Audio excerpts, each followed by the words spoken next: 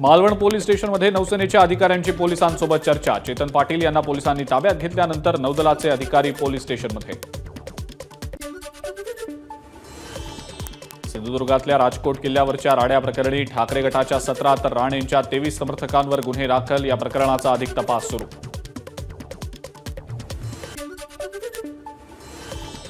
अमरावतीच्या वरुडमध्ये भर पावसात शेतकऱ्यांचा आक्रोश। ट्रॅक्टर मोर्चा। संत्रा मोसंबी उत्पादकांना हेक्टरी 1 लाख रुपये भरपाई देण्याची मागणी।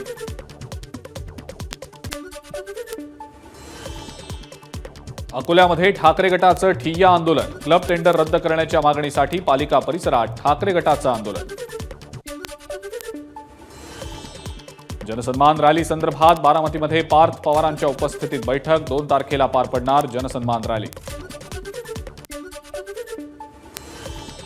विविध मागण्यांसाठी मोर्शी उपविभागीय कार्यालयावर शेतकऱ्यांचा आक्रोश। ट्रॅक्टर मोर्चा। सोयाबीन, कापूस, तूर आणि इतर पिकांची नुकसान भरपाई म्हणून हेक्टरी 50,000ची मागणी। माळशिरस तालुक्यात तलाठी शोधून देणाऱ्याला 5,000चं बक्षीस। नुकसानाच्या पंचनाम्याला तलाठी जागेवर नसल्यानं युवा सेनेच्या वतीनं दवंडी आंदोलन।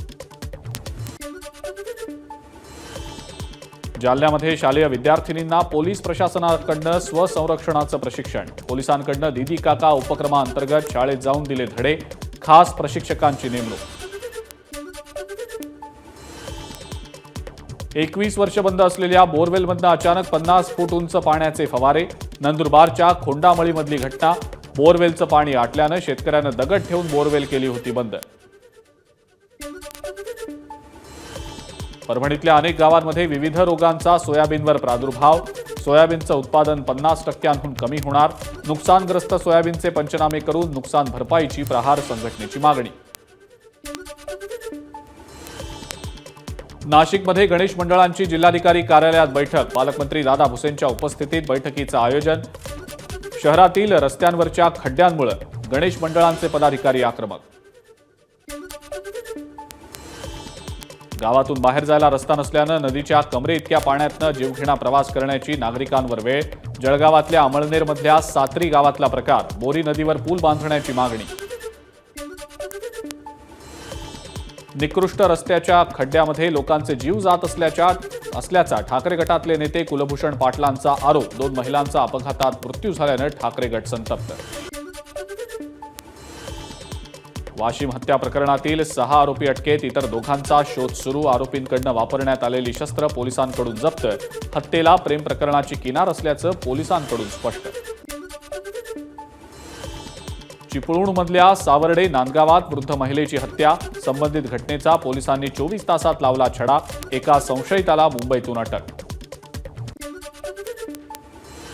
नाशिकच्या पंचायत समिती कार्यालयात निवृत्त मुख्याध्यापकाचा दिव्यांग महिलेशी अतिप्रसंग करण्याचा प्रयत्न। मुख्याध्यापकाला सोडून दिल्यानं कर्मचारी संतप्त। विनयभंगाचा गुन्हा दाखल। आरोपी फरार। जालन्यातल्या आझाद मैदानावरील गौतमीच्या कार्यक्रमात प्रेक्षकांचा धुडगूस। पोलिसांकडून प्रेक्षक तरुणांना हुसकावण्यासाठी सौम्य लाठीचार्ज। ज्ञानराधा मल्टीस्टेट पतसंस्थेवर दाखल अनेक गुन्ह्यांमध्ये पोलिसांची कारवाई। ज्ञानराधाचे उपाध्यक्ष यशवंत कुलकर्णी आणि त्यांचा मुलगा वैभव अखेर पोलिसांच्या ताब्यात। चंद्रपुरातल्या वरोरा इथल्या नामवंत कनिष्ठ महाविद्यालयात 2 शिक्षकांकडून 17 वर्षीय विद्यार्थिनीचा विनयभंग। वरोरा पोलिसांनी पॉक्सो आणि विनयभंगाचा गुन्हा केला दाखल। मात्र दोघेही शिक्षक फरार। नागपूरच्या रामझुला हिट अँड रन प्रकरणाचा सीआयडी तपास करणार। हायकोर्टाच्या नागपूर खंडपीठाचे आदेश। अपघातातल्या मृताच्या भावानं दाखल केली होती हायकोर्टात याचिका। इलेक्ट्रॉनिक वजन काट्यामध्ये चिप लावून भंगाराची हेराफेरी। चंद्रपुरातल्या वेस्टर्न कोलफील्ड लिमिटेड या सरकारी कोळसा कंपनीतला प्रकार। 4 गुन्हा दाखल। एका जहाल माओवाद्यानं गडचिरोली पोलीस आणि सीआरपीएफ समोर केलं आत्मसमर्पण। माओवाद्यावर 6 लाखांचं होतं बक्षीस। केदार उर्फ मन्या किंजो नैताम असं माओवाद्याचं नाव। एकूण 34 गुन्ह्यांमध्ये होता सहभाग। वाशिमच्या मालेगावमध्ये एका व्यापाऱ्याला चाकूचा धाक दाखवत 2 लुटारूंनी केली होती लूट। पोलिसांनी शहरात दोघांचीही काढली धिंड। दोघांवर गुन्हा दाखल। गुन्ह्यात वापरण्यात आलेलं शस्त्र आणि मोटरसायकलही जप्त।